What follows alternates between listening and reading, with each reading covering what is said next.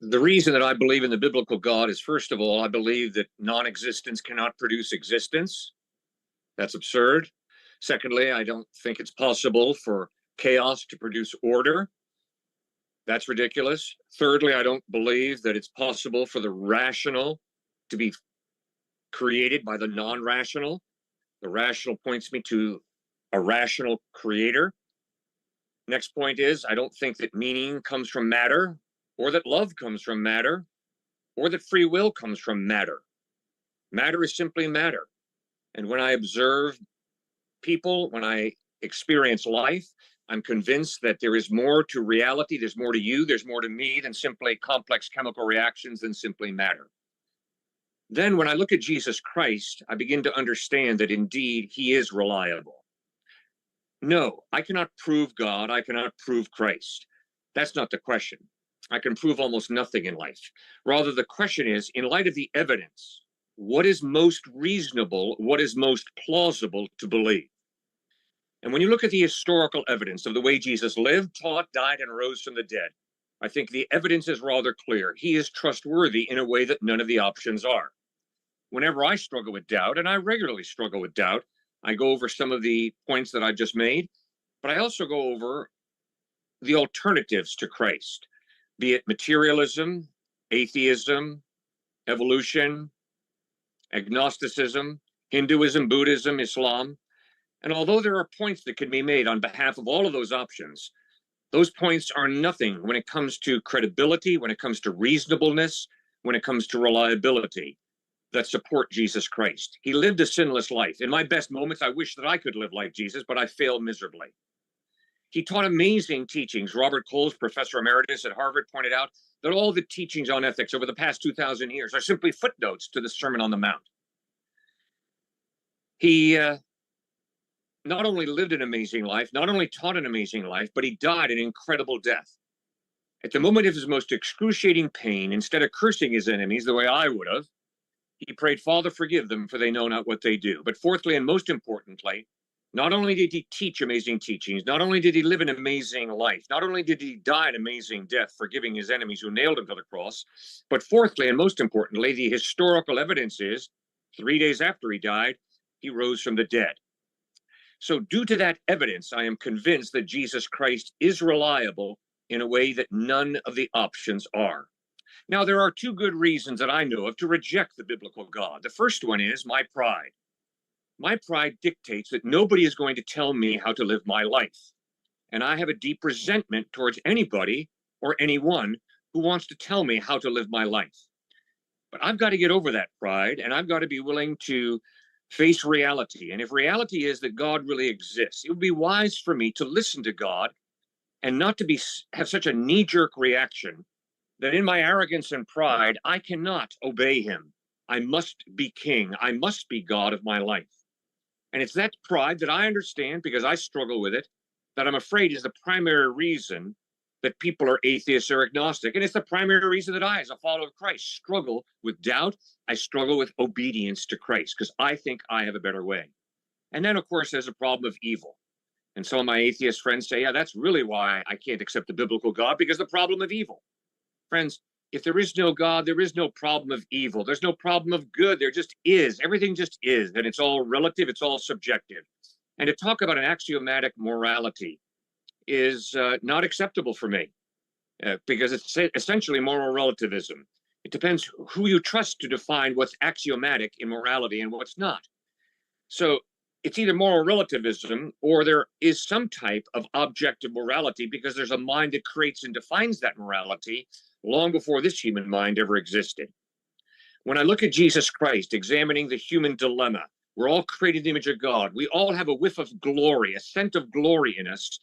We also all have a real fascination with evil that comes from our pride. It comes from our feeling it's necessary to be number one. And when you begin to grapple with, we all have a whiff of wretchedness in us, but we all have a whiff of glory in us. We're created in the image of God.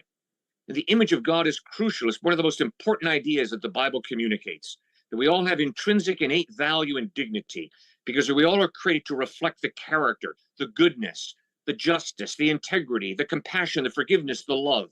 of the God who's been eternally existent and who is very real and very personal today. So that is why I follow Jesus Christ, not because I can prove him, but because he is the most reasonable, the most plausible option that we have before us as thinking human beings. Does the biblical God exist? My knee-jerk response is, I hope so. It does, of course, promise eternal life and concrete moral purpose. Unfortunately, my investigations thus far have run decidedly cold. Why is that? Well, tonight we are discussing the existence of the biblical God. I'm tempted to dismiss the motion out of hand on the grounds of a principle from formal logic known as ex falso quodlibet, from the false anything, a principle which states that from a contradiction, anything follows.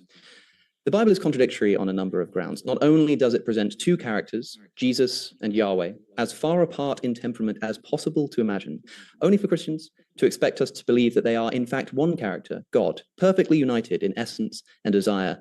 But it also does so in a series of books which contain too many textual contradictions to even scratch the surface of in our allotted time. The Gospels are a mine of contradictions, recording decades after the events in Greek the behaviors and sayings of the Aramaic-speaking Jesus, who is said to fulfill Hebrew prophecies which sometimes, such as in the case of Matthew chapter 2, verse 23, he shall be called a Nazarene, do not even exist in the Old Testament. So I have some questions for Cliffe and Stuart this evening, and it's good to see you both again. I so much enjoyed our conversation. I'm glad to do this in the context of now a debate. Here are my questions. What day did Jesus die? The Synoptic Gospels say that he died on the Passover. John's Gospel said he died the day before. What time was Jesus crucified? Mark's Gospel has it at 9 in the morning. In John, Jesus is still stood before Pilate at noon. Did Jesus carry his cross the whole way, or did Simon of Cyrene help him out? Depends which Gospel you read. Cliffe mentioned that when Jesus was crucified, there were two thieves either side of him, one of whom condemns Jesus and the other of whom jumps to his defense. A very moving story. Of course, that's what happens in the Gospel of Luke. But in the Gospels of Mark and the Gospel of Matthew, both of the thieves next to Jesus mock him on the cross. So which is it? John doesn't mention it at all.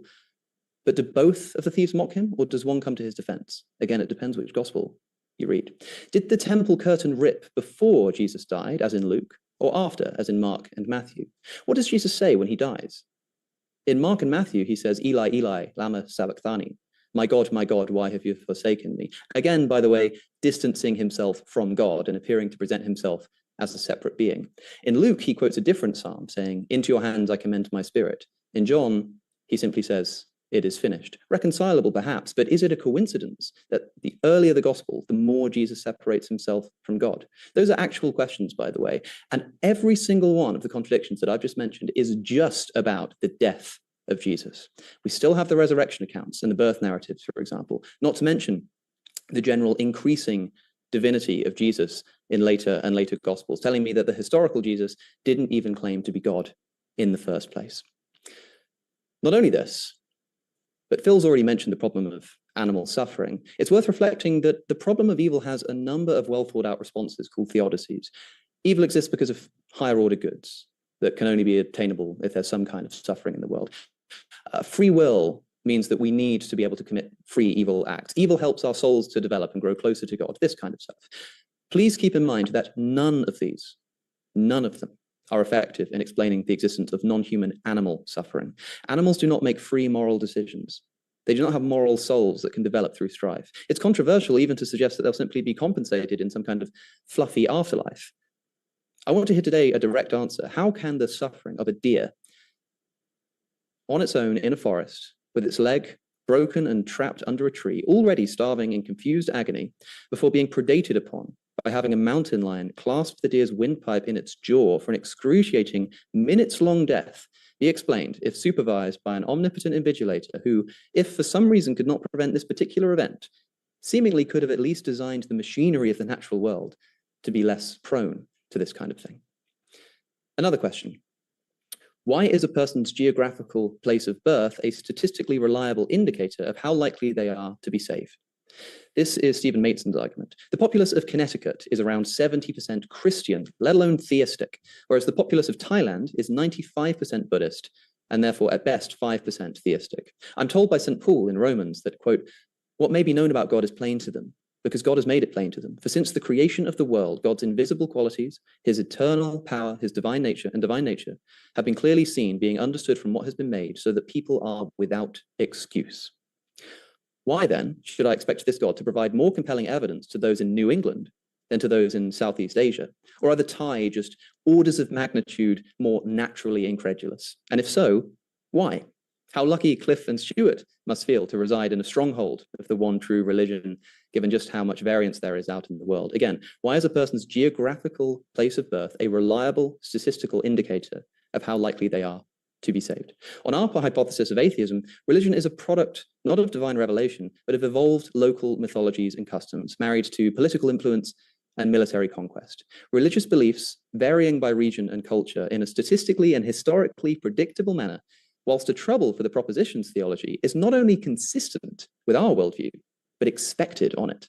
The same is true of animal suffering. What would we expect to see if the world was being supervised by benevolence itself? And what do we find? Natural selection is the mechanism of animal development, which does not just involve, but relies upon death and destruction to the extent that 99.9% of the species, let alone the individual creatures that have ever existed on this planet, have been brutally wiped from existence in some of the most painful ways imaginable. Survival of the fittest is the same thing as death and anguish and suffering of the unfit. I think this is at least unexpected. If we assume naturalism, however, the world is just an amoral arena of accidentally existing organisms fighting in a blind struggle for survival in a world of limited resources. Again, we do not just explain the reality of the world, we also come to expect it. So, an unreliable source pointing to a fragmented God who, despite being the essence of benevolence, designs and consistently oversees systems of untold suffering and sometimes commands its infliction directly himself. The very moral intuition that Cliffe and Stuart are relying upon to make a case for God's existence, or you know that certain things are right or wrong, you know that's not just a matter of opinion, are the very moral intuitions that we're invited to discard with when faced with basically anything that the God of the Old Testament does. Does the biblical God exist? I don't even know what biblical God we're talking about. Which one?